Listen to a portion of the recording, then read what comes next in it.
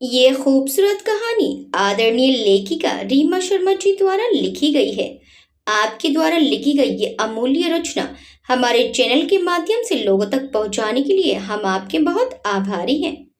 कहानी का ये पांचवा भाग देखने से पहले इसके पहले चारों भाग अवश्य देखें। जे अपनी आंखों में आंसू लिए गाड़ी लेकर फार्म हाउस से चला गया। इधर करण और संजना सोकर उठे। घड़ी में समय देखकर वो जल्दी जल्दी रेडी होकर कमरे से बाहर आए। नीचे आकर देखा तो कोई भी नहीं था। दोनों जय और वैदेही की अनबन से अब तक अनजान थे। ये दोनों अब तक सो रहे हैं क्या? करण ने कहा, हाँ शायद। संजना बोली, लेकिन जय इतनी देर तक कभी नहीं सोता, उसे जल्दी उठने की आदत है। करण ने कहा, माना कि जय को जल्दी उठने की आदत है, लेकिन तुम भूल रहे हो रात में तुमने ही वैदेही की ड्रिंक स्पाइक की थी उन दोनों को करीब लाने के लिए। तो मैं भी दे, तुम समझ रहे हो ना व्हाट आई मीन टू से? संजय ने मुस्कुराते हुए कहा, या आई थिंक तुम ठीक कह रही हो, हमें उनका वेट करना चाहिए। तब तक मैं काका से कहकर नाश्ता रेडी करवाता हूँ। इतना बोलकर करण जोर से पुकारते हुए बोला, मुकेश मुकेश। जी सर। मुकेश ने आकर कहा, मुकेश काका से कहकर नाश्ता रेडी करवाओ और जाकर एक बार गाड़ी को चेक कर लो, पेट्रोल वगैरह सब ठीक है या नहीं, हमें निकलना भी है। करण ने कहा, सर गाड़ी तो जैसर लेकर चले गए। मुकेश ने सिर झुकाए कहा, व्हाट? जे और भाभी चले गए हम दोनों को छोड़कर? करण हैरानी से बोला, सर मैडम जी अभी नहीं गई हैं, सर अकेले ही थे। मुकेश ने कहा तो करण और संजना ये सुनकर और हैरान हो गए। जय भाभी को छोड़कर अकेला ही चला गया, ऐसे कैसे कर सकता है वो? करण ने कहा और जय को फोन लगाने लगा। रिंग जाती रही लेकिन जय ने कॉल पिक नहीं किया। करण ने 2-3 बार ट्राई किया लेकिन जय ने कॉल रिसीव नहीं किया। करण जरूर कुछ हुआ है। जय ऐसे अचानक चला गया बिना हमें इन्फॉर्म किए, और वो भी वैदेही को छोड़कर। कुछ तो गड़बड़ है, संजना ने कहा। चलो चलकर देखते हैं, करण ने कहा और दोनों ऊपर जय के कमरे की ओर जाने लगे। इधर वैदेही अब भी घुटने में सिर छुपाए रो रही थी। करण और संजना अंदर आए। वैदेही को ऐसे बदहवास रोता देखकर वो जल्दी से अंदर आए। करण ने संजना को इशारा किया और खुद कमरे से बाहर चला गया। संजना वैदेही की ओर बढ़ी और उसके कंधे पर हल्के से हाथ रखकर बोला, वैदेही। आवाज सुनकर वैदेही ने सिर उठाया तो उसका चेहरा देखकर वो दंग रह गई। उसका पूरा चेहरा आंसुओं से भीगा हुआ था। आंखें रो रो कर लाल और सूज गई थी। वैदेही क्या हुआ तुम्हें? तुम ऐसे क्यों रो रही हो? क्या हुआ बोलो ना, संजना परेशानी से बोली। वैदेही ने कोई जवाब नहीं दिया, वो चुप ही रही। वैदेही क्या हुआ, तुम इस हाल में? वैदेही अब भी चुप थी। वहीं करण कमरे से बाहर आकर बार बार जय को फोन ट्राई कर रहा था लेकिन जय कॉल रिसीव नहीं कर रहा था। ये जय फोन क्यों नहीं उठा रहा? क्या हो गया इन दोनों के बीच? कहीं मेरी वजह से तो कुछ? करण सोचने लगा। इधर कमरे में वैदेही खामोशी थी। संजना ने कुछ देर वैदेही को देखा, फिर उसे उठाते हुए बोली, अच्छा चलो फ्रेश हो जाओ फिर बात करते हैं। वैदेही ने संजना को देखा, फिर उठाने लगी। उठते ही उसकी कमर में फिर से दर्द उठा। आह, उसके मुंह से निकला। वैदेही क्या हुआ, कहीं चोट लगी है क्या? संजना ने घबराते हुए कहा और उसे बिस्तर पर लेटाकर ब्लैंकेट से कवर कर दिया। वैदेही कुछ तो बोलो, ऐसे चुप रहने से काम नहीं चलेगा, बोलो क्या हुआ? और जय जय ऐसे क्यों चला गया? जय का नाम सुनते ही वैदेही गुस्से में बोली, नाम मत लो उनका, मेरी ऐसी हालत के जिम्मेदार वही है। क्या मतलब? मैं समझी नहीं, तुम कहना क्या चाहती हो? क्या जय ने तुम्हें हर्ट किया? क्या यानी कि कुछ? बोलते बोलते संजना चुप हो गई। कल रात मेरी ड्रिंक में नशे की दवा मिलाकर मेरे साथ, ये बोलकर वैदेही रोने लगी। नहीं वैदेही, तुम गलत समझ रही हो। तुम्हारी ड्रिंक में जय ने नहीं करण ने नशे की दवाई मिलाई थी, बल्कि ये मेरा और करण का प्लान था तुम्हें और जय को पास लाने के लिए। संजना ने बिना देर किए वैदेही की गलतफहमी दूर करते हुए कहा, क्या ये आप दोनों ने किया था? आप दोनों ने मेरी ड्रिंक स्पाइक की थी? वैदेही हैरानी से बोली तो संजना ने हाँ में गर्दन हिला दी। झूठ बोल रही है ना आप अपने दोस्त को बचाने के लिए झूठ बोल रही है ना? नहीं वैदेही, तुम्हें यकीन ना हो तो मैं अभी करण को बुलाती हूँ, तुम उससे पूछ लो, उसने तुम्हारी ड्रिंक में कुछ मिलाया था। हाँ, आइडिया हम दोनों का था, संजना ने कहा और करण को कॉल किया और उसे कमरे में आने के लिए बोल दिया। वैदेही, तुम जय को गलत समझ रही हो, वो ऐसा कुछ नहीं करेगा। वो उन लड़कों में से नहीं है जो किसी लड़की को हर्ट करे। और तुम्हें तो वो कभी तकलीफ देने की सोच भी नहीं सकता। तुम्हारी बहुत इज्जत करता है, परवाह करता है तुम्हारी। संजना बोली, दिल बहलाने के लिए ये बातें बहुत अच्छी हैं, लेकिन असलियत में ऐसा कुछ नहीं है। आपको कुछ नहीं पता उनके बारे में, हमारी शादी के बारे में आप कुछ नहीं जानती, वैदेही ने कहा। माना कि मैं तुम्हारी शादी या तुम्हारे आपसी रिश्ते के बारे में ज्यादा नहीं जानती, लेकिन जय को इतना तो जानती ही हूँ कि वो किस तरह का इंसान है, संजना ने कहा। लेकिन वैदेही ने उसकी बात पर कुछ खास ध्यान नहीं दिया। वैदेही, तुम्हें कैसे समझाऊं? संजना दोबारा बोली। कुछ नहीं समझना मुझे, वैदेही ने चीखते हुए कहा। तभी वहां करण आया। संजना, क्या हुआ भाभी को? ये इतने गुस्से में क्यों है और इतनी परेशान? आओ करण, ये सब तुम्हारी वजह से हुआ है, संजना गुस्से में बोली।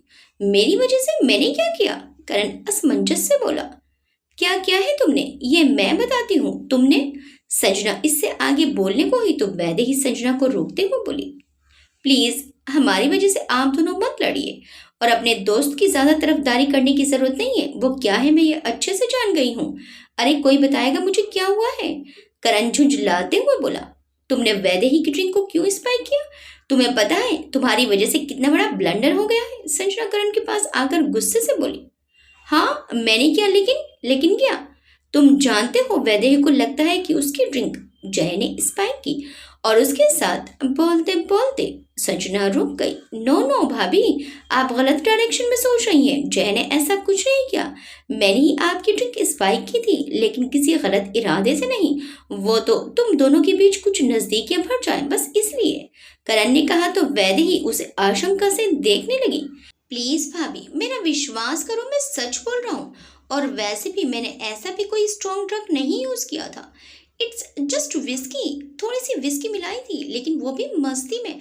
और जहाँ तक जय की बात है तो मैं ये अच्छे से जानता हूँ कि वो चाहे कितने भी नशे में हो, लेकिन वो कभी अपने होश नहीं खोता, करण ने वैदेही को समझाते हुए कहा। वैदेही फिर भी उन दोनों पर विश्वास करने के लिए तैयार नहीं थी, क्योंकि उसके मन में एक तरफ ये भी चल रहा था कि अगर करण ने ही उसकी ड्रिंक स्पाइक की है, फिर भी जय ने उसके नशे में होने का फायदा तो उठाया ही है, वो भी बिना उसकी मर्जी के।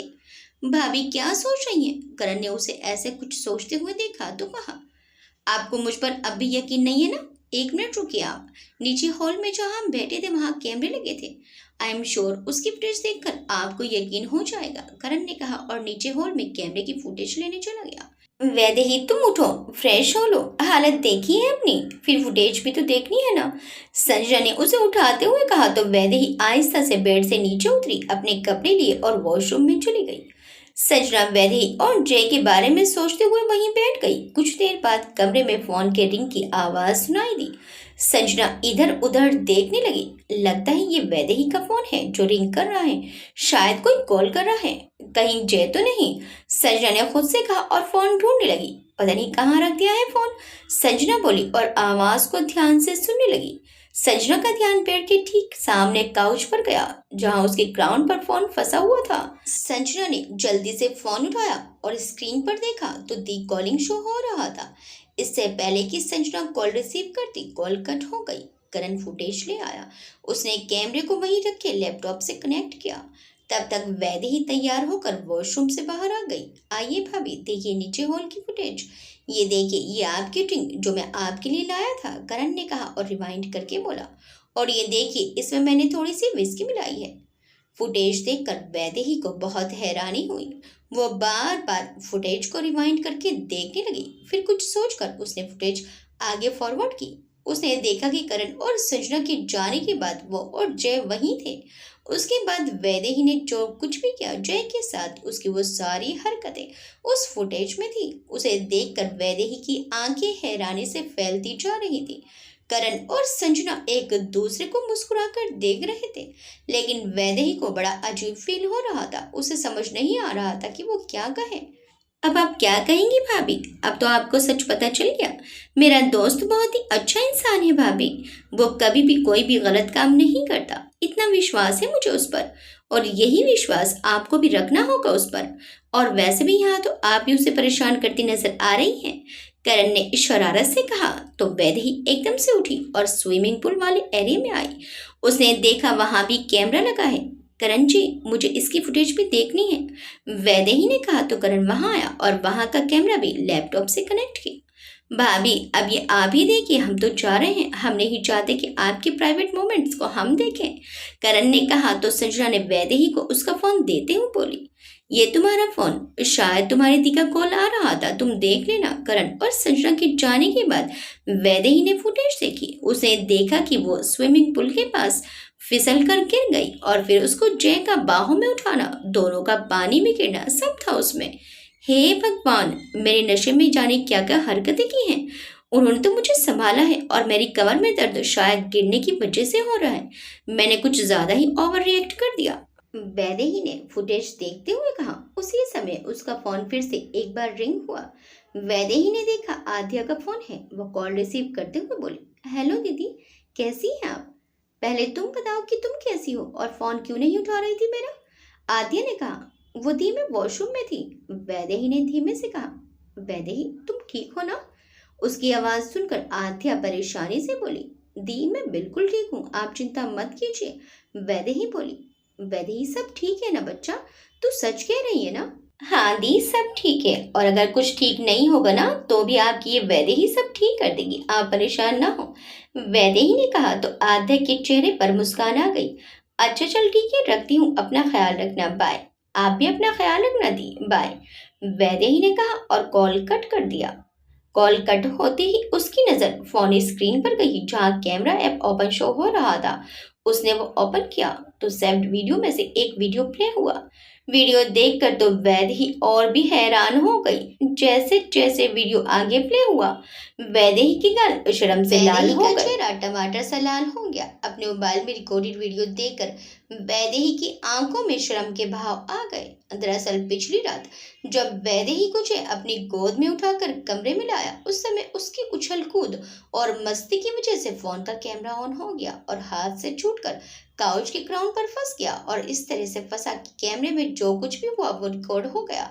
उसमें वैदेही का किसके लिए जिद करना और अपने होंठ आगे कर जय के होंठों के पास ले जाना, फिर जय का उसके गालों को किस करना, सब साफ नजर आ रहा था। वैदेही वीडियो देखकर हैरान रह गई। जय उसे बहुत ही प्यार से संभाल रहा था। कुछ देर के लिए सब कुछ शांत था, कुछ रिकॉर्ड नहीं था सिवाय शांत कमरे के। लेकिन कुछ समय बाद जय वैदेही को गोद में उठाए फिर से अंदर आया। इस समय दोनों भीगे थे तो वैदेही समझ गई कि इसी समय शायद वो पुल में गिरी होगी। जय की परवाह, उसकी चिंता उसके चेहरे पर साफ नजर आ रही थी। उसने देखा कि उसके कपड़े बदलते समय जय के चेहरे पर कोई भाव नहीं थे। वो बस अपनी नजरें नीचे किए उसे शर्ट पहना रहा था। ये देखकर वैदेही के पूरे बदन में एक सिहरन सी तोड़ गई। फिर अगले ही पल वो कुछ सोचते हुए बोली, कैसे इंसान है ये? इन्हें कुछ नहीं होता है क्या? मुझे ऐसे देखकर भी इनकी नीयत नहीं बिगड़ी। क्या मुझ में कोई कमी है या फिर वो मुझे इस काबिल ही नहीं समझते? क्या सोच रही है वैदेही? उसने अपने सिर पर एक चपत लगाई, फिर आगे देखने लगी। उसको जय ने दवाई खिलाई। फिर उसने देखा वो कितने सुकून से जय की बाहों में सो रही थी। ये देखकर उसके चेहरे पर प्यारी सी मुस्कान आ गई। मैंने उनको कितना गलत समझा, मुझसे बहुत बड़ी गलती हो गई। उन्होंने तो सारी रात मुझे संभाला, मेरी केयर की, और मैंने उन्हीं पर इतना घटिया इल्जाम लगा दिया। मुझे उनसे माफी मांगनी होगी। हाँ, मुझे उनसे अभी माफी मांगनी होगी। बहुत हर्ट किया है मैंने उन्हें। वैदेही ये बोलकर दौड़ती हुई नीचे आई। करण भाई, मुझे घर जाना है। वैदेही ने कहा, हाँ भाभी चलते हैं, पहले नाश्ता तो कर लो। करण ने कहा, नहीं मुझे अभी जाना है। वैदेही, घर पहुंचने में हमें 3 घंटे लग जाएंगे, पहले कुछ खा लो। संजना ने चेयर खींचकर वैदेही को बैठाया। नहीं, नाश्ता करने तक रुकने का मेरे पास टाइम नहीं है, न सबर। अगर आप लोग नहीं आ रहे तो मैं अकेले ही चली जाऊंगी, वैदेही ने कहा और बाहर जाने लगी। भाभी रुकिए, हम आते हैं, करण ने कहा और संजना को इशारा कर बाहर पार्किंग में जाने लगा। तुम चलो, मैं तुम्हारा बैग लेकर आती हूँ, संजना ने कहा और ऊपर कमरे में चली गई। वैदेही भी संजना को देखते हुए बाहर आ गई। करण गाड़ी लेकर बाहर उन दोनों का ही वेट कर रहा था। वैदेही जाकर पीछे की सीट पर बैठ गई। कुछ देर बाद संजना आई और वो करण के बगल वाली सीट पर आकर बैठ गई। करण ने गाड़ी स्टार्ट की। वैदेही खामोशी से बैठी थी। उसने जैसे जो जो कहा उसे वो सब याद आ रहा था। उसकी आंखों में आंसू भर आए। अपनी पलकें झपकाकर उसने आंसुओं से गालों को तर किया। इधर जय इंदौर पहुंचा, लेकिन घर न जाकर वो सीधा ऑफिस आ गया। अपने केबिन में जाकर चेयर पर आंखें बंद करके बैठ गया। उसके कानों में एक बार फिर वैदेही के कहे शब्द गूंजने लगे। उसने गुस्से से अपने टेबल का सारा सामान नीचे गिरा दिया और टेबल पर जोर से हाथ दे मारा। टेबल का कांच टूटकर जय के हाथ में लग गया। एक बार फिर उसका हाथ जख्मी हो गया। जय के अंदर जैसे आग लगी हो। उसे इन चोटों से ज्यादा दर्द वैदेही के इल्जाम से, उसके कहे शब्दों से हो रहा था। वो कहते हैं ना, कभी कभी अपनों के कहे शब्द लोगों के पत्थर मारने से ज्यादा तकलीफ पहुंचाते हैं। वैसे ही वैदेही के शब्दों की चोट जय के दिल पर लगी थी। वैदेही गाड़ी में अब भी खामोश और परेशान थी। उसे ऐसे देखकर करण बोला, भाभी आप इतनी टेंशन मत लो। घर जाकर जैसे आराम से बात करना, उसे समझाना, वो समझ जाएगा। वो माफ तो कर देंगे ना। वैदेही बेचैनी से बोली, डोंट वरी भाभी, जैसे इतना डरने की जरूरत नहीं है। वैसे भी वो ऊपर से जितना खड़ूस और गुस्सेल दिखता है, अंदर से उतना नर्म है, बिल्कुल नारियल की तरह। करण ने रियर व्यू मिरर से देखकर कहा। वैदेही ने सिर हिलाया। वैदेही अपना मुंह ठीक करो यार, अब मुस्कुरा दो। संजना ने कहा, फिर कुछ सोचते हुए बोली, कहीं तुम्हें भूख तो नहीं लगी? नहीं, लेकिन मेरी वजह से आप लोग भी बिना कुछ खाए आ गए। आप दोनों को भी तो भूख लगी होगी।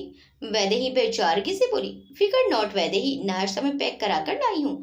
संजना ने कहा तो वैदेही उसे देखने लगी। आई एम सॉरी वैदेही, वो करण को ना भूख बर्दाश्त नहीं होती तो उसके लिए। संजना ने कहा, इसमें सॉरी की क्या बात है? उल्टा मुझे तो खुशी हुई कि आपको करण भैया का कितना ख्याल है। आप बहुत प्यार करती हैं करण भाई से। वैदेही बोली, हाँ बहुत। संजना ने करण को प्यार से देख कर कहा, मैं भी करता हूँ तुमसे बहुत प्यार। करण तपाक से बोला तो संजना मुस्कुराने लगी और करण के पास आकर उसके गाल पर एक किस कर दिया। ये देखकर वैदेही को वीडियो में जय का उसके गालों को होठों से छूना याद आया। उसके हाथ अनायास ही अपने गाल छूने के लिए उठ गए। वैदेही के चेहरे पर प्यारी सी मुस्कान आ गई। वैदेही, वैदेही, हाँ। संजना की आवाज से वैदेही की तंद्रा टूटी। कहाँ खो गई? ये तो खाओ। संजना ने उसकी ओर प्लेट बढ़ाते हुए कहा, नहीं मुझे भूख नहीं है, आप लोग खा लो। वैदेही बोली, भाभी खा लो, उस टेबल का सामना करने के लिए ताकत भी तो चाहिए होगी। करण ने कहा, मैं सच कह रही हूँ, मुझे भूख नहीं है और मेरा मन भी नहीं है। वैदेही ने कहा, अच्छा थोड़ा सा खा लो हमारी खातिर। संजना ने थोड़ा जोर देते हुए कहा तो वैदेही ने बिना मन के थोड़ा सा खा लिया। ऐसे ही सफर कट गया और वो तीनों घर पहुंचे। वैदेही जल्दी से कार से बाहर आई और दौड़ते हुए घर के अंदर आई। इस समय लिविंग रूम में दादी माँ और बुआ जी बैठी कुछ बातें कर रही थी। वैदेही सीधे अपने कमरे में जाने लगी तो बुआ जी की आवाज आई, माँ आपके लाडले की पत्नी तो बड़ी ही घमंडी है। लो वाला हम यहीं बैठे हैं और ये हमें ऐसे अनदेखा करके सीधा अपने कमरे में भाग रही है। इतना सुनते ही वैदेही के कदम रुक गए। दादी माँ ने उसकी ओर देखा तो मुस्कुराते हुए बोली, वैदेही बेटा तुम लोग आ गए? जी दादी माँ। वैदेही ने उनके पास आकर कहा, कैसी रही तुम्हारी आउटिंग? दादी माँ ने प्यार से वैदेही के सिर पर हाथ फेरते हुए कहा। लेकिन ये देखकर बुआ जी मुंह बनाने लगी। उसी समय करण और संजना भी अंदर आए। आउटिंग बहुत अच्छी रही दादी माँ, बहुत मजा आया। करण ने कहा। उन दोनों को देखकर दादी माँ ने उनके पीछे देखते हुए कहा, जय कहाँ है? वो नहीं आया तुम्हारे साथ? दादी ने जैसे ही जय के बारे में पूछा तो वैदेही, संजना और करण को देखने लगी। उन तीनों को समझ नहीं आ रहा था कि क्या जवाब दें। ये देखकर बुआ जी टेढ़ा मुस्कुराते हुए बोली, लो माँ, आपका लाडला तो अपनी बीबी को छोड़कर कहीं और चला गया। वो इसके साथ भी नहीं आया। नई नई शादी में ये हाल है तो आगे जाकर क्या होगा? नहीं बुआ जी, जो हमारे साथ ही आए हैं, लेकिन यहाँ पहुंचते ही उसको ऑफिस से कॉल आ गया। किसी इम्पोर्टेंट क्लाइंट से मीटिंग है उसकी, इसलिए वो ऑफिस चला गया। उसे रास्ते में छोड़ते हुए ही आ रहे हैं हम लोग। करण ने बात को संभालते हुए कहा, अच्छा ठीक है, जाओ बेटा तुम लोग अपने कमरे में जाकर आराम करो, थक गए होंगे। नहीं दादी माँ, मैं और संजना तो घर जा रहे हैं, बाद में मिलते हैं आप सबसे। करण ने कहा, ठीक है बेटा, आते रहना। दादी माँ ने कहा। संजना वैदेही के पास आई और उसे गले लगाते हुए बोली, तुम कोई टेंशन मत लेना, सब ठीक हो जाएगा, बस जैसे अपने मन की सारी बात कह देना। संजना वैदेही से अलग हुई और दोनों सबको बाय बोलकर वहां से चले गए। बेटा तुम भी जाकर आराम करो, दादी माँ ने वैदेही से कहा। जी। वैदेही भी अपने कमरे में आ गई। कमरे में आकर वो दरवाजा बंद करके दरवाजे से सटकर नीचे बैठ गई और वहीं बैठकर रोने लगी। शाम से रात हो गई लेकिन जय घर नहीं आया। नीलिमा जी डिनर के लिए वैदेही को 2 बार बुलाने भी आई लेकिन वैदेही ने दरवाजा नहीं खोला। वो थकी होगी ये सोचकर नीलिमा जी ने उसे आराम ही करने दिया। देर रात जय घर आया। घर के सभी लोग सो चुके थे। जय सीधा अपने कमरे की ओर आया। दरवाजे का नॉब घुमाकर जय जैसे ही अंदर जाने को हुआ तो एक बार फिर वैदेही के बारे में सोचकर उसके कदम वहीं ठिठके। वो तुरंत वहां से दूसरे कमरे में चला गया। सुबह वैदेही की नींद खुली तो खुद को जमीन पर ही सोता पाया। मैं रात भर यहीं सोती रही, इसका मतलब ये रात में कमरे में नहीं आए। वैदेही खुद से बोली और जल्दी से उठकर तैयार होने लगी। तैयार होकर वो नीचे आई तो देखा वहीं सभी बैठकर नाश्ता कर रहे थे सिवाय जय के। अरे बेटा तुम आ गई, आओ बैठो नाश्ता करो, दादी माँ ने वैदेही को देखकर कहा। वैदेही नीलिमा जी के बगल वाली चेयर पर जाकर बैठ गई। बेटा अब कैसा फील कर रही हो, दादी माँ ने पूछा। जी, वैदेही असमंजस से बोली। जय ने कहा कि तुम कल बहुत ज्यादा ही थक गई थी इसलिए तुम रात में डिनर के लिए भी नहीं आई। नीलिमा जी ने कहा जी, अब मैं ठीक हूँ, वैदेही ने कहा और नाश्ता करने लगी। करण जय से मिलने उसके ऑफिस आया क्योंकि जय उसका फोन अटेंड नहीं कर रहा था। करण ने जय का केबिन नॉक किया तो अंदर से जय की आवाज आई, come in. Thank you sir. Karan अंदर आते हुए बोला, तू यहाँ क्या कर रहा है, क्यों आया यहाँ? जय शांत लहजे में बोला, क्या यार, एक तो तू मेरे कॉल रिसीव नहीं करता, ऊपर से जब तुझसे यहाँ मिलने आओ तो तू ऐसे सवाल करेगा। क्या काम है ये बता, बकवास बंद कर अपनी। जय उसे घूरते हुए बोला, सॉरी यार, सॉरी सॉरी। सॉरी बोलने से सब ठीक हो जाएगा? तुझे क्या जरूरत है ये सब करने की? तू जानता है कितनी बड़ी गलतफहमी हो गई उसे मुझे लेकर। वो मुझे क्या समझती है जानता है तू? अंदाजा भी है तुझे इस बात का? जय गुस्से में बोला। भाभी की सारी गलतफहमी दूर हो गई है यार, करण एकदम से बोला तो जय उसे हैरानी से देखने लगा। क्या ऐसे क्या देख रहा है? भाभी ने तुझे बताया नहीं? मैंने उससे कोई बात नहीं की इस बारे में। मतलब तूने भाभी से अब तक बात ही नहीं की? क्या बात करूं, तू बता क्या बात करूं? ऐसे ऐसे इल्जाम लगाए उसने मुझ पर कि मुझे अपने आप पर ही शर्म आ रही है। यार लेकिन उनको सच्चाई का पता चल गया है, मैंने उन्हें सब सच बता दिया और सारे सबूत भी उन्हें उसी दिन मिल गए। तो उनसे एक बार बात तो कर, करण बोला, और उसे उस दिन जो कुछ भी हुआ वो सब बता दिया। इसका मतलब अगर सबूत ना होते तो उसे मुझ पर कभी यकीन नहीं होता। जयवीर सिंह के चरित्र को साबित करने के लिए उसे सबूत की जरूरत पड़ी। उसे मुझ पर जरा सा भी भरोसा नहीं था। जय दुखी होते हुए बोला, देख अब तो गलत ट्रैक पर जा रहा है, मेरी मान भाभी से बात कर इस मामले को यहीं खत्म कर, बात बढ़ाने से और बढ़ेगी। करण समझाते हुए बोला, बात तो बढ़ ही चुकी है, किसी भी रिश्ते की नींव प्यार से ज्यादा विश्वास पर टिकी होती है और वो ही नहीं है उसे मुझ पर। जय बोला, यार तू कैसी बातें कर रहा है, तूने कभी विश्वास दिलाया क्या? तुम्हारे रिश्ते में वो सिक्योरिटी फील करवाई उन्हें जो एक नॉर्मल कपल के बीच होती है? तो तू भाभी से ये कैसे एक्सपेक्ट कर रहा है? इसलिए कह रहा हूँ बात कर उनसे, बाकी तेरी मर्जी। लेकिन इतना जरूर कहूंगा कि जब से उन्हें अपनी गलती का एहसास हुआ तब से बहुत दुखी थी वो, तुझसे माफी मांगना चाहती थी। और करण बोला तो उसकी बात बीच में काट कर जय ने कहा, छोड़ वो सब, मैं बाद में देख लूंगा। करण ये सुनकर समझ गया कि जय इस बारे में और बात नहीं करना चाहता। अच्छा ठीक है, मैं तुझे ये बताने आया हूँ कि मैं कल दिल्ली वापस जा रहा हूँ, पापा ने बुलाया है और संजना भी साथ जा रही है, तो बस बाय बोलने आया था। करण उसके गले लगकर बोला, चल बाय, फिर मिलेंगे, जल्दी आना इस बार। जय उससे अलग होते हुए बोला तो करण ने कहा, मिलने आएगा तू इस बार, वो भी भाभी के साथ, क्या समझा? ठीक है कोशिश करूंगा, जय ने कहा तो करण एक बार फिर उससे गले मिलकर वहां से चला गया। रात में जय फिर से देर रात घर आया और अपने कमरे में ना जाकर वो दूसरे कमरे में गया और वहीं से रेडी होकर ऑफिस चला गया। अब ये सिलसिला रोज होता रहा।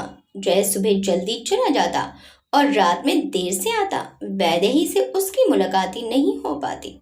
वैदेही किसी से कुछ कह भी नहीं सकती थी। कुछ दिन ऐसे ही बीते। अब वैदेही इस आंख मिचोली से तंग आ गई थी। 1 हफ्ता हो गया आपसे मिले, कौन कहेगा कि मैं और आप एक ही घर में रहते हैं? इतना नाराज हैं आप मुझसे कि मेरी शक्ल भी नहीं देखना चाहते? कम से कम मुझे मेरी सफाई का मौका तो दो।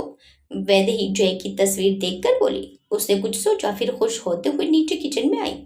महाराज जी आज क्या बन रहा है? वैदेही कुक से बोली।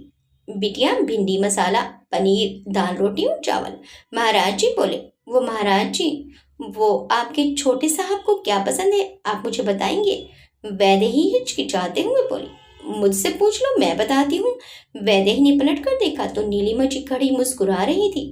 हाँ तो मुझसे पूछो, देवर जी को क्या पसंद है मैं बताती हूँ।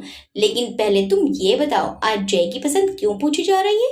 नीलिमा जी ने कहा। वो भाभी, मैंने सोचा आज मैं उनकी पसंद का लंच खुद अपने हाथों से बनाकर उनके लिए ले जाऊं। वैदेही धीरे से बोली। बहुत अच्छा सोचा तुमने। आओ मैं बताती हूँ कि जय को क्या पसंद है। उसे पसंद है आलू गोभी, काली दाल और हाँ मिस्सी रोटी। तुम बना लोगी? नीलिमा जी ने पूछा। जी बना लूंगी। और मीठे में क्या पसंद है? मीठे में पसंद है खीर। आओ मैं भी तुम्हारी हेल्प कर दूं। नहीं भाभी, मैं खुद करना चाहती हूँ, वैदेही ने उन्हें रोकते हुए कहा। तो नीलिमा जी मुस्कुराते हुए वहीं खड़ी हो गई। वैदेही जल्दी जल्दी हाथ चलाने लगी और नीलिमा जी उसे कुछ देर देखती रही, फिर किचन से बाहर आ गई। वो वैदेही और जय के बारे में सोचकर मुस्कुराने लगी। नीलिमा, क्या बात है बेटा, जो ऐसे मुस्कुराया जा रहा है? बड़ी खुश नजर आ रही हो। दादी माँ ने नीलिमा जी को देखकर कहा, जो मुस्कुराते हुए अपने कमरे में जा रही थी। जी दादी माँ, आप सुनोगी तो आप भी खुश हो जाओगी। ऐसी क्या बात है? दादी माँ, लगता है अब जय की जिंदगी में भी सब ठीक हो जाएगा। मतलब ये दादी माँ की वैदेही जय के लिए अपने हाथों से उसकी पसंद का खाना बना रही है और आज वो खुद जय के लिए लंच उसके ऑफिस ले जाएगी। तुम सच कह रही हो नीलिमा? जी दादी माँ, इसका मतलब समझ रही हैं ना आप? बहुत अच्छे से, दादी माँ खुश होते हुए बोली और घर के मंदिर में आकर भगवान के आगे हाथ जोड़कर बोली, आपका बहुत बहुत धन्यवाद भगवान। बस मेरे जय की जिंदगी भी पटरी पर आ जाए, और कुछ नहीं चाहती मैं आपसे। उस बच्चे ने बहुत दर्द सहे हैं, उसे अब उसके हक का प्यार मिल जाए। ऐसा ही होगा दादी माँ, अब आप निश्चिंत रहें, बहुत जल्द सब ठीक हो जाएगा। नीलिमा ने उनके कंधे पकड़कर कहा और उन्हें लिविंग एरिया में लाकर काउच पर बैठा दिया। वैदेही लंच लेकर जय के ऑफिस पहुंची। उसने रिसेप्शन पर जाकर जय के बारे में पूछा। आपके पास अपॉइंटमेंट है मैम? रिसेप्शनिस्ट ने पूछा। नहीं, आप उनसे कहिए कि मैं आई हूँ। मैं कौन? रिसेप्शनिस्ट ने अजीब नजरों से देखते हुए पूछा। मैं वैदेही, उनसे कहिए वैदेही आई है उनसे मिलने। श्योर मैम, रिसेप्शनिस्ट ने कहा और जय के केबिन में फोन किया, लेकिन जय अपने केबिन में नहीं था, शायद किसी मीटिंग के लिए गया हुआ था। मैम, सर शायद अपने केबिन में नहीं है, किसी मीटिंग में बिजी होंगे, आप बाद में आना अपॉइंटमेंट लेकर, रिसेप्शनिस्ट ने कहा। नहीं, मैं कुछ देर वेट कर लेती हूँ, वैदेही ने कहा और वहीं बैठ गई। वो रिसेप्शनिस्ट उसे अजीब नजरों से घूरने लगी। अब उसे नहीं पता था कि ये उनकी लेडी बॉस है। कुछ देर वेट करने के बाद वैदेही ने घड़ी में टाइम देखा, 2 बजने वाले थे, लंच का टाइम भी हो रहा है, अब मैं क्या करूँ? वो अपना फोन देखने लगी। मैं भी कैसे पागल हूं ना, इतने दिन से उनका नंबर भी नहीं लिया, भाभी से लूं। लेकिन मैंने भाभी का भी तो नंबर नहीं लिया। एक काम करती हूँ, पापा को कॉल करती हूँ, उनसे लेती हूँ नंबर, वैदेही ने कहा और अपने पापा को कॉल करने लगी। फिर उसके हाथ रुक गए। नहीं, पापा क्या सोचेंगे, मेरे पास अपने पति का नंबर तक नहीं है। हजारों सवाल आएंगे उनके मन में हमारे रिश्ते को लेकर। एक बार फिर से फोन करिए ना, वैदेही ने रिसेप्शनिस्ट को देखकर कहा। तो वो वैदेही को अजीब सी नजरों से घूरते हुए बोली, सर को बहुत से काम होते हैं मैम, आप बाद में आइए। वैदेही मन में बोली, अब क्या करूं, इन्हें बता दूं कि मैं कौन हूं? नहीं, ऐसे अच्छा नहीं लगता, एक काम करती हूँ, मैं खुद ही चली जाती हूँ। वैदेही अब लिफ्ट की ओर जाने लगी। मैम, आप कहाँ जा रही हैं? रुकिए प्लीज, आप ऐसे नहीं जा सकती, रिसेप्शनिस्ट बोलती रही, लेकिन वैदेही लिफ्ट में आ गई। इनका केबिन कौन से फ्लोर पर है? मैं भी ना, कितनी झल्ली हूँ, कुछ पता है नहीं, बस चली आई ऐसे मुंह उठाकर। वैदेही ने खुद से ही कहा और भगवान का नाम लेकर 10th फ्लोर का बटन दबा दिया। लिफ्ट से बाहर आकर देखा तो हर कोई अपने अपने काम में बिजी था। वो हर केबिन को देखते हुए आगे बढ़ती गई। वो एक केबिन के सामने आकर रुक गई, जिसके दरवाजे पर जय का नाम था। वो खुश होते हुए एक झटके से दरवाजा खोलकर अंदर आई। ऐसे बिना नॉक किए कोई उसके केबिन में आया, ये देखकर वो गुस्से में बोला, नॉक करके आने के मैनर्स नहीं है। सॉरी। वैदेही की आवाज पर उसने नजरें उठाकर देखा तो वैदेही को देखकर दंग रह गया, लेकिन वैदेही का ध्यान उसके बगल में खड़ी लड़की पर था, जिसने नी लेंथ स्कर्ट पहनी थी और हल्के मेकअप में बड़े स्टाइल के साथ वो जैसे एकदम सटकर खड़ी थी और दोनों का ध्यान नीचे फाइल पर था। लेकिन वैदेही को ये देखकर अच्छा नहीं लगा। जय के करीब किसी लड़की का होना उसे बर्दाश्त नहीं हुआ। उसकी आंखों में नमी आ गई। तुम यहाँ क्या कर रही हो? जय बोला। सर, ये मैम बिना परमिशन के अंदर आ गई। तब तक रिसेप्शनिस्ट भी वैदेही के पीछे वहां आकर बोली, तुम जाओ। जय ने कहा तो रिसेप्शनिस्ट वहां से चली गई। तुम यहाँ क्या कर रही हो? जय ने दोबारा वैदेही से पूछा, लेकिन वैदेही का ध्यान अब भी उसी लड़की पर था। कुछ पूछ रहा हूँ मैं। जय की आवाज से वैदेही चौंकी। हाँ वो सॉरी, मैं आपके लिए ये लाई थी, लेकिन सॉरी मुझे यहाँ ऐसे बिना पूछे नहीं आना चाहिए था। वैदेही ने अपने हाथ का लंच वाला बैग वहीं रखा और वहां से बिना कुछ कहे बाहर भाग गई। जय ने उसे आवाज भी लगाई, लेकिन वैदेही ने उसकी नहीं सुनी। नीचे आकर उसने एक बार फिर रिसेप्शन पर बैठी लड़की को देखा जो उसे ही देख रही थी। वैदेही उसके पास आई और उसे सॉरी बोलकर बाहर आ गई। गाड़ी में बैठकर उसने ड्राइवर से चलने के लिए कहा। वैदेही का ऐसे जाना जय को अच्छा नहीं लगा। उसने रिसेप्शन पर फोन किया। हेलो, वो अभी अभी जो लड़की यहाँ से गई है उन्हें रोको। सर वो तो चली गई। चली गई? जी, रिसेप्शनिस्ट बोली तो जय ने फोन रख दिया। आज फिर तुम मुझे गलत समझकर बिना मेरी बात सुने चली गई, जय ने खुद से ही कहा। जय ने उस लड़की को जाने के लिए बोल दिया। उसका ध्यान वहीं रखे बैग पर गया जो वैदेही रख कर गई थी। वो उस बैग के पास आया, खोलकर देखा तो उसमें लंच बॉक्स था। लंच बॉक्स देखकर जय के चेहरे पर ना चाहते हुए भी मुस्कान आ गई। वैदेही उसके लिए खाना लाई थी, ये जानकर उसे खुशी हो रही थी। जय ने लंच बॉक्स खोला तो देखा उसमें सारी उसकी पसंद की डिशेस थी। आलू गोभी, काली दाल और खीर। उसने जल्दी जल्दी प्लेट में खाना निकाला और मुंह में पहला बाइट रखते ही उसके मुंह से आवाज आई, खाना बहुत ही टेस्टी था। जय ने खाना फिनिश किया और खीर खाते हुए मन में बोला, मिस तीखी मिर्च जितना गुस्सा करती है उसे देखकर लगता नहीं कि खाना भी इतना टेस्टी बनाती होगी, और ये खीर तो बहुत ही ज्यादा टेस्टी है। जय ने स्वाद लेकर कहा। वहीं वैदेही जब घर पहुंची तो बिना किसी को देखे जल्दी जल्दी से अपने कमरे की ओर जाते समय किसी से टकरा गई।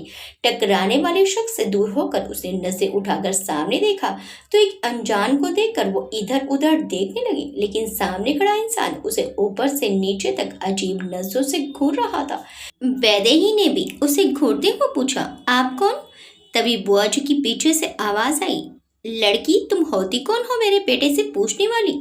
वैदेही ने उस ओर देखा तो बुआ जी उसी की ओर आ रही थी जो उसे गुस्से में देख रही थी। सुनो लड़की, होंगी तुम माँ की लाडली, लेकिन मेरे सामने तुम्हारा ये भोला बनने का नाटक नहीं चलेगा, समझी तुम? वैदेही ने कुछ नहीं कहा, बस खामोशी से सुनती रही। ऐसा नहीं था कि वैदेही के पास जवाब नहीं था, लेकिन उसने चुप रहना ही सही समझा। चलो माफी मांगो मेरे बेटे से, बुआ जी बोली तो वैदेही अचरज से उन्हें देखने लगी। अब ऐसे क्या देख रही हो, जो कहा है वो करो, बुआ जी ने कठोरता से कहा। बुआ जी की आवाज सुनकर दादी माँ और नीलिमा जी बाहर आई।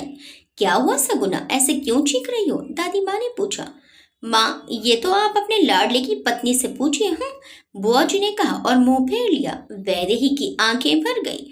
माँ छोड़िए ना, कुछ नहीं हुआ, वो मुझे नहीं पहचानती। बुआ जी के बेटे ने कहा। क्या हुआ, कोई कुछ बताएगा? दादी माँ बोली। कुछ नहीं नानी माँ, आप तो जानती हो माँ को, दरअसल ये मुझसे मेरी पहचान पूछ रही थी। ओह, तो इसमें गुस्सा करने की क्या जरूरत है? वैदेही नहीं जानती सुजीत को तो बता देती कि ये कौन है। दादी माँ ने कहा तो बुआ जी मुंह बनाने लगी। बेटा ये सुजीत है, सगुना का बेटा, दादी माँ ने मिलवाते हुए कहा। जी नमस्ते, वैदेही ने कहा तो सुजीत ने मुस्कुराते हुए उसकी ओर हाथ बढ़ा दिया।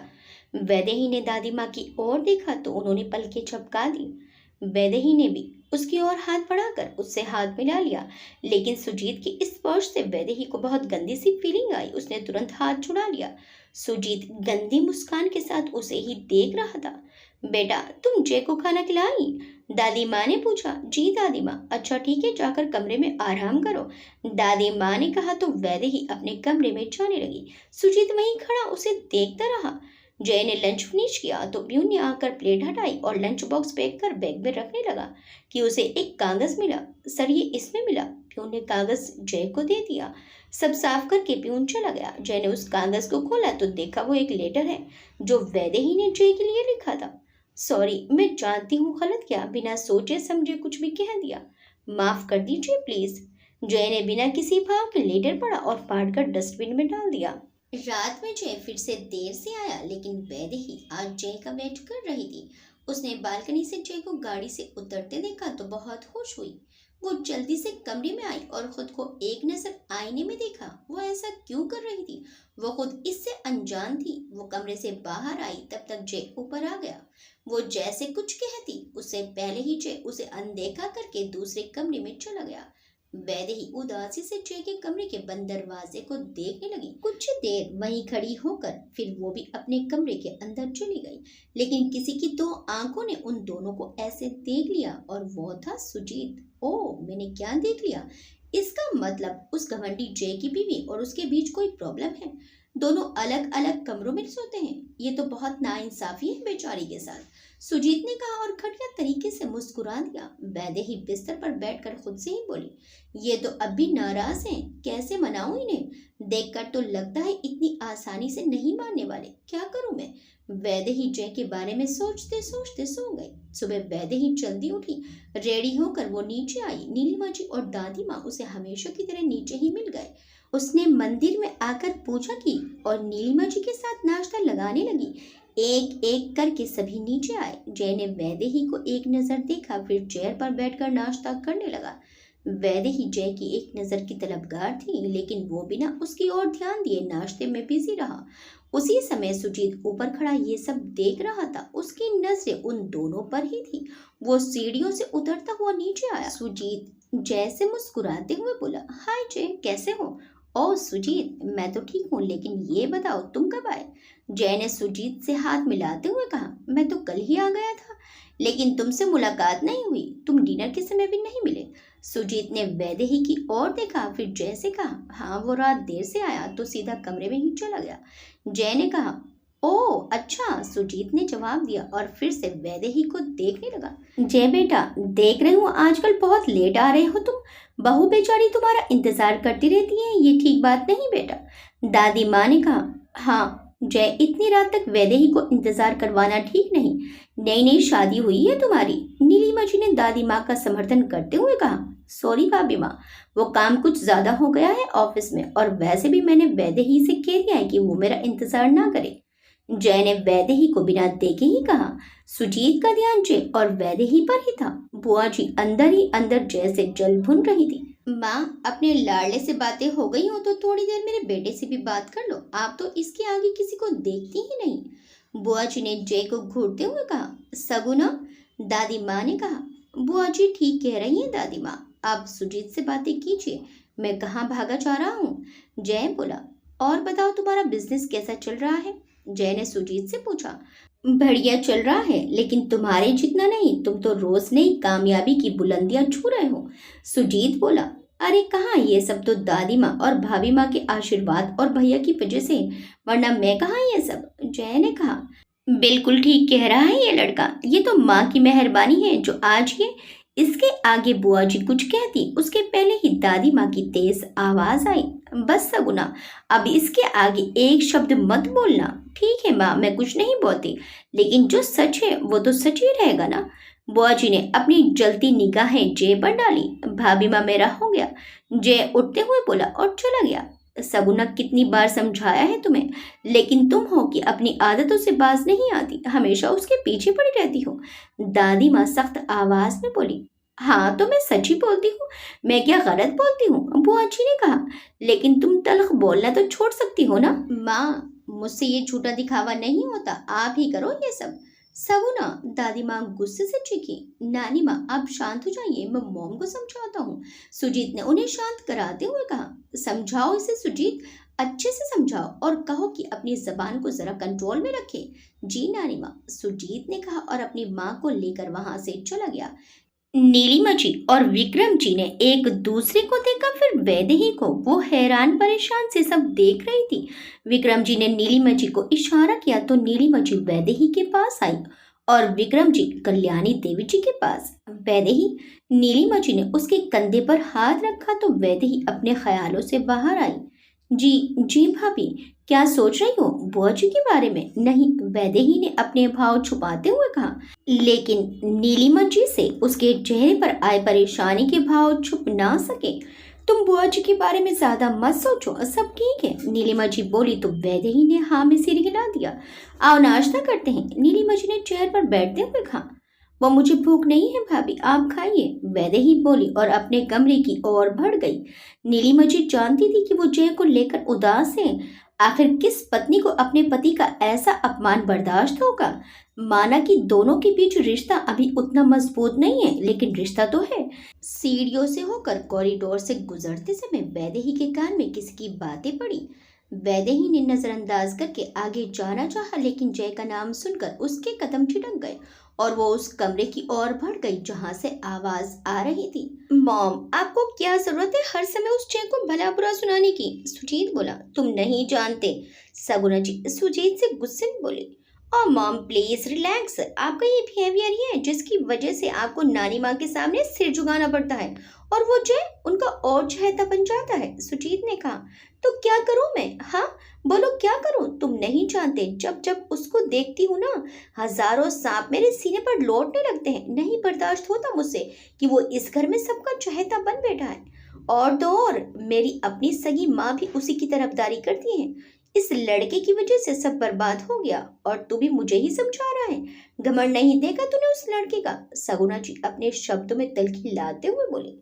मॉम, मैं सब समझ रहा हूँ और सब जानता भी हूँ, लेकिन ऐसे रिएक्ट करने से नानी माँ की नजरों में हम बुरे बन जाएंगे, बल्कि और गिर जाएंगे। मुझे उस जैसे बहुत नफरत है। उसे देखते ही एक आग से भड़क उठती है दिल में, लेकिन ऐसे उतावले होने से कोई फायदा नहीं। थोड़ा सब्र से काम लो। अगर हमें हमारे मकसद में कामयाब होना है ना, तो नानी माँ की नज़र में हमेशा अच्छे बने रहना होगा, जैसे कि मैं रहता हूँ। और इस जय को तो हम बाद में देख लेंगे। पापा और आप दोनों कुछ नहीं समझते। अच्छा हुआ कि वो चले गए, वरना बात और बिगड़ जाती। सुजीत ने सगुना जी को समझाते हुए कहा तो वो थोड़ा शांत हुई। वैदेही ये सब सुनकर सीधे अपने कमरे में आ गई। उसे तो विश्वास ही नहीं हो रहा था कि कोई जैसे इस हद तक नफरत कर सकता है। लेकिन इसकी वजह क्या हो सकती है? कहीं जय ने इन लोगों के साथ भी तो कुछ गलत नहीं किया। अपनी अकड़ और जिद में वैदेही का मन ऐसे ही अनेकों आशंकाओं से भर गया। वैदेही और जय की दूरियों का सिलसिला कुछ दिन यूं ही चलता रहा। वैदेही की छुट्टियां भी खत्म होने को थी। जैसा कि जय ने उसे आगे पढ़ने की इजाजत दे दी थी, तो वैदेही को उसी बारे में जय से बात करनी थी, लेकिन जय उसे बात ही नहीं करता था। उसके अक्खड़ बिहेवियर पर वैदेही को अब झुंझलाहट होने लगी थी। दूसरी तरफ सुजीत का बर्ताव वैदेही को कुछ खास पसंद नहीं था। उसका बात करने का ढंग, बात बात पर उसके करीब आने की कोशिश करना, उसे छूने की कोशिश करना, वैदेही को उसे देखते ही बहुत गुस्सा था। वैदेही जितना हो सके उससे दूर ही रहती, ये सोचकर कि मेहमान है और फिर वो कोई तमाशा नहीं चाहती थी, क्योंकि जय पहले ही उससे नाराज था। जय की बेरुखी अब उससे सही नहीं जा रही थी।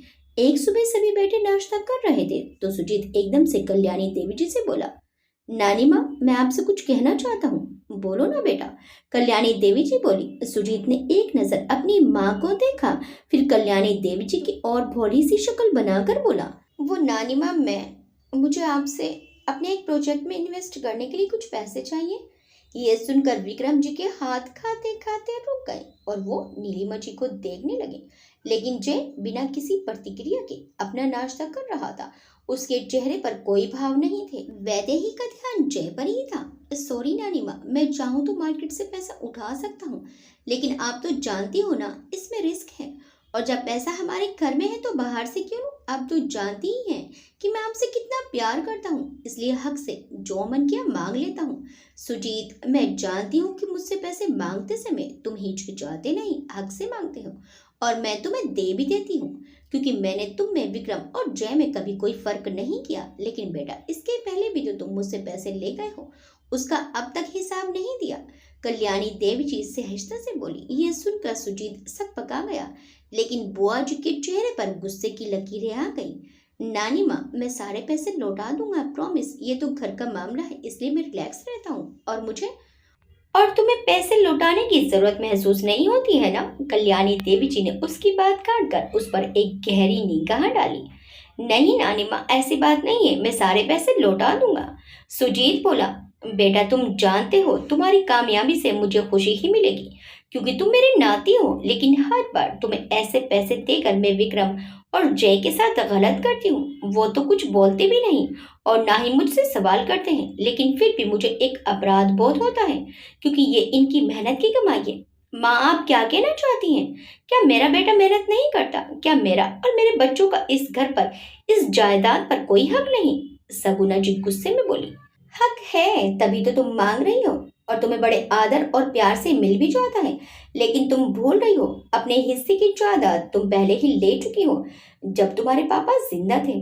अब ये जो कुछ भी है, ये सब मेरे बेटे और पोतों की मेहनत का है। कल्याणी देवी जी बोली, जिस पर बुआ जी के पास कोई जवाब नहीं था। माँ, आप ऐसा कैसे बोल सकती हैं अपनी ही बेटी से?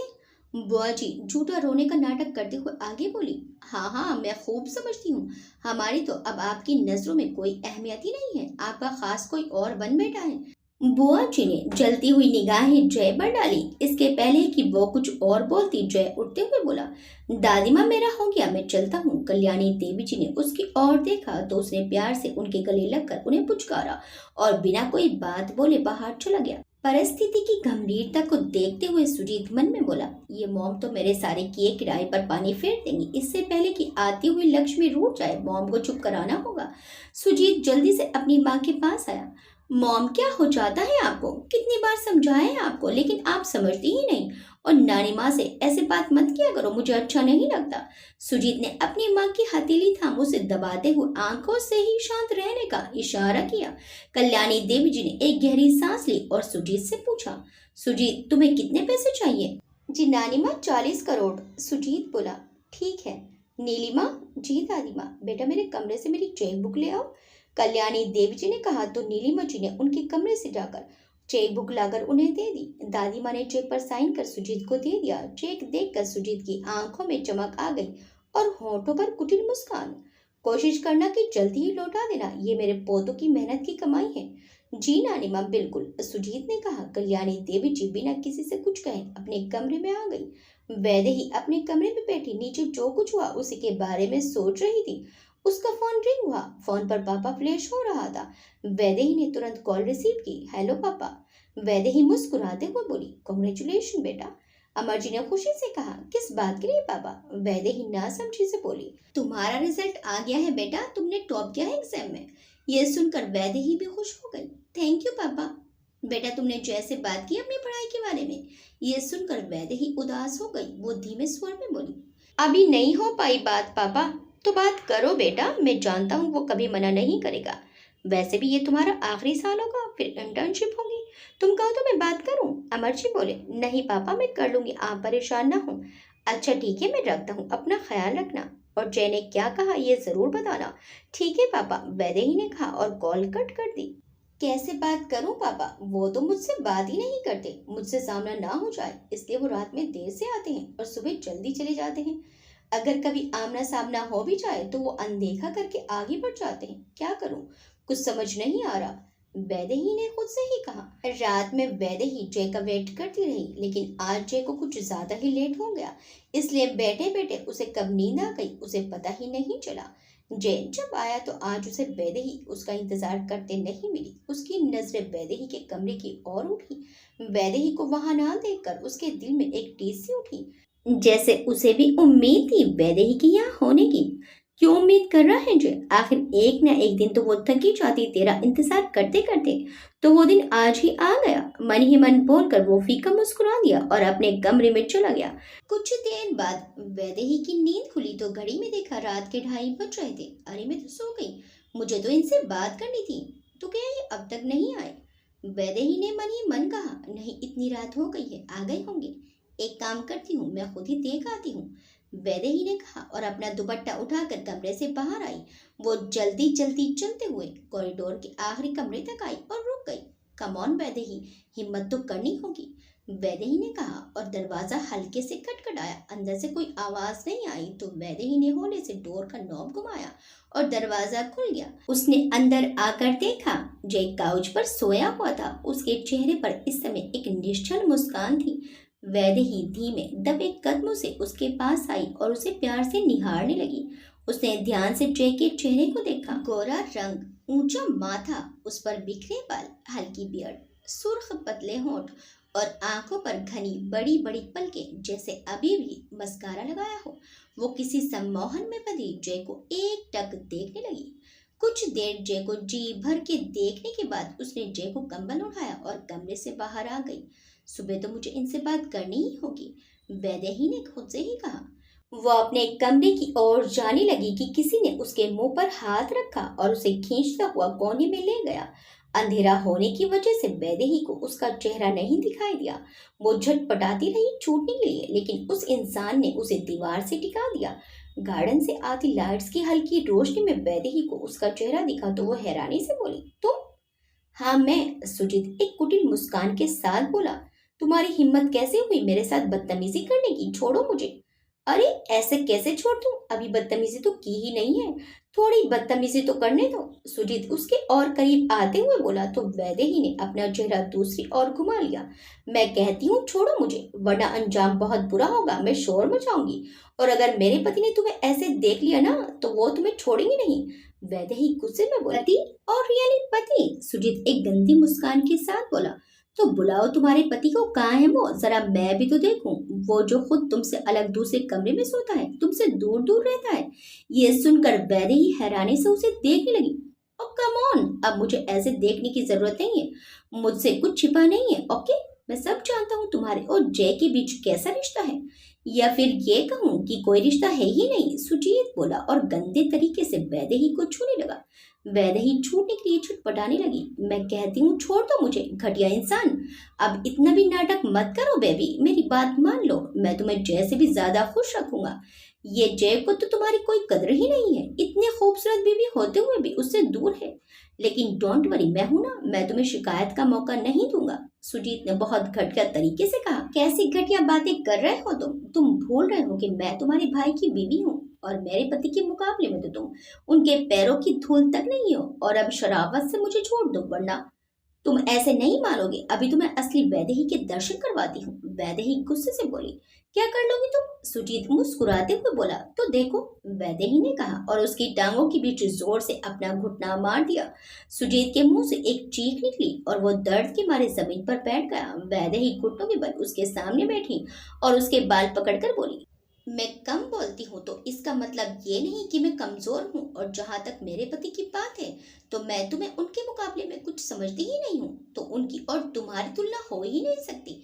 अब आइंदा कभी मेरे रास्ते में मत आना, समझे तुम? वैदेही ने कहा और जाने लगी कि इतने में सुजीत ने पीछे से उसके बाल पकड़ लिए और उसका चेहरा अपने करीब लाकर बोला। अभी बताता हूँ तुझे, तेरी अकड़ निकालता हूँ। ये बोलकर वो वैदेही के होठों के करीब आने लगा। वैदेही छूटने की कोशिश करने लगी। इसी कोशिश में पास ही टेबल पर रखा वास गिरकर टूट गया। पास के टूटने की आवाज से जय की नींद खुल गई। वो एकदम से उठ गया। एक बेचैनी के साथ वो तुरंत कमरे से बाहर आया और इधर उधर देखने लगा, लेकिन उसे कुछ दिखाई नहीं दिया। वो कॉरिडोर के कोने तक आया और एकदम से पीछे मुड़ गया तो वहां का नजारा देखकर वो दंग रह गया। उसकी आंखों में ज्वालामुखी उतर आया। सुजीत वैदेही को किस करने वाला था कि तभी तेज आवाज वहां गूंजी। सुजीत! आवाज सुनकर सुजीत ने उस तरफ देखा और वैदेही को तुरंत छोड़ दिया।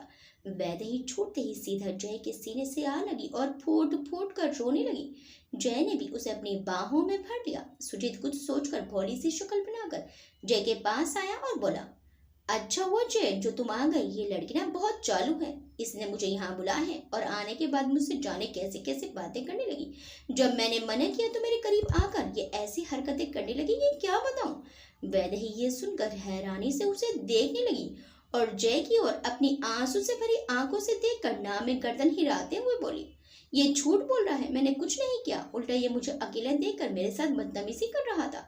आप मेरा यकीन कीजिए प्लीज, मैंने कुछ नहीं किया। वैदेही की आंखों से आंसुओं की धारा बहने लगी। तुम्हारा यकीन क्यों करेगा? वो तो मेरा भाई है, मेरा यकीन करेगा? जय मैं सच कह रहा हूँ, इसने मुझसे कहा कि मैं बहुत अकेली हूँ। जय तो मुझसे दूर दूर रहता है, इसी में तुम्हारे करीब आना चाहती हूँ। नहीं, ये झूठ बोल रहा है, सब झूठ है। आप मुझ पर भरोसा कीजिए। तुम यहाँ क्या कर? जय आगे कुछ पूछता इसके पहले ही सुजीत ने कहा, हाँ हाँ बोलो, तुम यहाँ क्या कर रही थी, अब बोलो। मैं तुमसे पूछ रहा हूँ कि तुम यहाँ क्या कर रहे थे। जय ने सुजीत से पूछा तो सुजीत सब पका गया। मैंने कहा ना कि इसने ही मुझे यहाँ बुलाया। सुजीत संभलते हुए बोला, अच्छा इसने तुम्हें बुलाया और तुम आधी रात को यहाँ अंधेरे में इससे मिलने भी आ गए। इतनी फिक्र थी तुम्हें इसकी? पूछ सकता हूँ क्यों? जय ने कठोरता से पूछा। सुजीत के पास इस बात का कोई जवाब नहीं था। वो मैंने सोचा कि तुम्हारी बीवी है तो हो सकता है कि कोई जरूरी काम हो। सुजीत हकलाते हुए बोला। अच्छा। जय ने उसे घूरते हुए बोला। मैं सच कह रहा हूँ जय, ये लड़की झूठ बोल रही है। झूठ ये नहीं, तुम बोल रहे हो। और ये सिर्फ कोई मामूली लड़की नहीं, जयवीर सिंह ठाकुर की बीवी है, तो जरा तमीज से। जय ने ऊंची आवाज में कहा तो सुजीत घबरा गया। वैदेही भी जय का ये रूप देखकर सहम गई। उसकी मुट्ठी जय की टी शर्ट पर कस गई। जय के बस में होता तो वो इस समय सुजीत को जान से मार देता। इतना गुस्सा आ रहा था उसे, लेकिन वो किसी तरह खुद जब्त किए खड़ा था। मेरी बीवी के बारे में मुझे किसी और से जानने की जरूरत नहीं है, और इससे बदतमीजी करने वाले को मैं कभी नहीं छोड़ सकता। लेकिन मैं सिर्फ बुआ जी और दादी माँ की वजह से चुप हूँ और तुम्हें छोड़ रहा हूँ। अगर अपनी सलामती चाहते हो तो कल सुबह की पहली किरण के साथ इस घर से निकल जाओ, वरना अंजाम बहुत बुरा होगा। और जयवीर सिंह ठाकुर को तुम बहुत अच्छे से जानते हो कि वो क्या चीज है। वो जो कहता है वो पत्थर की लकीर होती है। जय ने अपनी लाल आंखों से उसे घूरते हुए कहा तो सुजीत बिना कुछ बोले वहां से चुपचाप चला गया। उसके जाते ही वैदेही एक बार फिर जय से लिपट कर रोने लगी। कुछ नहीं हुआ, रोना बंद करो। जय ने वैदेही को प्यार से सहलाते हुए कहा और उसे कमरे में ले जाने लगा। उसने नीचे झुककर वैदेही का दुपट्टा उठाया और उसके गिर्द लपेट दिया। वैदेही एकटक उसकी आंखों में देखने लगी, लेकिन जय की आंखों में कोई भाव नहीं थे। जाने क्या तलाश रही थी वैदेही उसकी आंखों में। जय उसे अपनी बाहों में समेटे उसके कमरे में लेकर आया। बिस्तर पर बैठा कर वॉशरूम में गया और कुछ देर बाद पानी और टॉवल से उसका चेहरा पोंछने लगा। वैसे तो वैदेही को ज्यादा चोट नहीं आई थी, लेकिन संघर्ष करते समय उसके हाथ और चेहरे पर हल्की हल्की खरोंचें जरूर आई थी। जय ने उसका चेहरा पोंछा और उसे बिस्तर पर सुला दिया। जय जाने लगा तो वैदेही ने उसकी कलाई पकड़ ली। जय ने मुड़कर देखा तो वैदेही बोली, आप कहीं मत जाइए प्लीज, मुझे बहुत डर लग रहा है, आप यहीं रहिए ना। ये बोलकर वैदेही रोने लगी। अच्छा, मैं कहीं नहीं जा रहा, यहीं बैठा हूँ तुम्हारे पास, अब सो जाओ। जय ने कहा तो वैदेही उसकी एक हथेली अपने गाल से लगाकर लेट गई। उसकी हथेली का गर्म स्पर्श उसे सुकून दे रहा था। जय उसके बालों में अपनी उंगलियां घुमाने लगा। वैदेही ने जय को देखते देखते अपनी आंखें बंद कर ली और सो गई। उसके सोने के बाद जय की आंखों में जैसे ज्वालामुखी उतर आया हो। उसने आहिस्ता से अपनी हथेली वैदेही के गाल के नीचे से हटाई और वो उसके कमरे से निकलकर सीधा सुजीत के कमरे में गया। सुजीत इस समय आराम से लेटा था। जय को देखते ही वो उठ बैठा। ये क्या बदतमीजी है, तुम मेरे कमरे में ऐसे कैसे आ गए, तुम खुद को। सुजीत इसके आगे कुछ बोलता उसके पहले ही उसके मुंह पर एक जोरदार पंच पड़ा। यू। सुजीत गुस्से से बोला, आवाज नीचे। जय ने उसकी कॉलर पकड़कर गुस्से से कहा, ये मेरी वैदेही के करीब जाने के लिए था। सोचा तुम्हें माफ कर दूं, लेकिन इतनी बड़ी बदतमीजी की सजा तो मिलनी ही चाहिए, वरना अगली बार याद कैसे रहेगा। अब कान खोल कर सुन लो, अगर सुबह तक तुम मुझे इस घर में दिखाई दिए ना, तो दादी माँ और भाभी माँ को तुम्हारी करतूत बता दूंगा। तो अगर उनकी नजरों में गिरना नहीं चाहते हो तो चुपचाप यहाँ से चले जाओ।